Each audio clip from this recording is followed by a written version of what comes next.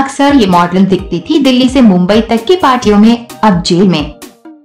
Model Kritika Chaudhary की हत्या के बाद से मुंबई की बॉलीवुड और टीवी इंडस्ट्री एक बार फिर से शॉक्ड है। कृतिका की सड़ी गली लाश अंधेरी के उसके घर से मिली। छोटे शहरों से बड़े सपने लेकर मुंबई पहुंचने वाली हर लड़की कामयाब नहीं होती। कुछ एक तो सक्सेस मिलती है तो ज्यादातर मुंबई में भटक जाती हैं। एक ऐसी ही मॉडल थी सिमरन सूद।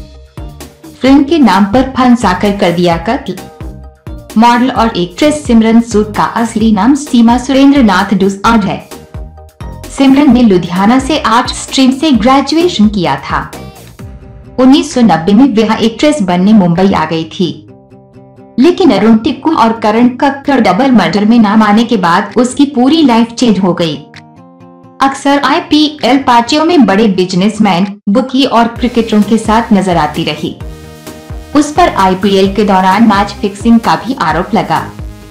अपने आप को अट्रैक्टिव रखने के लिए उन्होंने दुबई में कई बार प्लास्टिक सर्जरी भी कराई है। डैश गैंगस्टर विजय परांडे हमेशा सिमरन को अपनी बहन बताता था, लेकिन बाद में पता चला कि वे उसके साथ पत्नी की तरह रहती थी। हनी ट्रैप करके फंसाती थी। विजय और सिमरन ने अरुण और करण को हनी ट्रैप के जरिए फंसाया था। करण कक्कड़ प्रॉपर्टी का काम करता था। उसकी दोस्ती सिमरन से हुई। उसने करण को बॉलीवुड में एक्टर बनने के सपने दिखाए।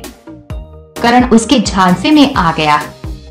इसके बाद करण ने अपने भाई हनीश को 5 मार्च को बताया कि वह जल्द ही बहुत बड़ा फिल्म बनाने जा रहा है। ठीक उसी दिन सिमरन और विजय ने उसका अपहरण कर लिया। करण के क्रेडिट कार्ड से लाखों रुपए की शॉपिंग की, जिसके बाद 10 अप्रैल 2012 को अंधेरी में किराए के एक फ्लैट में उसका मर्डर कर दिया। दोनों ने लाश के टुकड़े कर फ्लैट में ही रखे 2 बैग में भरकर चिपलून के जंगलों में फेंक आए। अरुण टिक्कू की हत्या भी पूरे प्लान के तहत। करण की तरह अरुण टिक्कू की हत्या भी इन दोनों ने पूरे प्लान के तहत की थी। उसका बेटा अनुज मुंबई में एक्टर बनने आया था। इसके बाद उसकी फ्लैट पर एक जर्मन महिला को ठहरा दिया।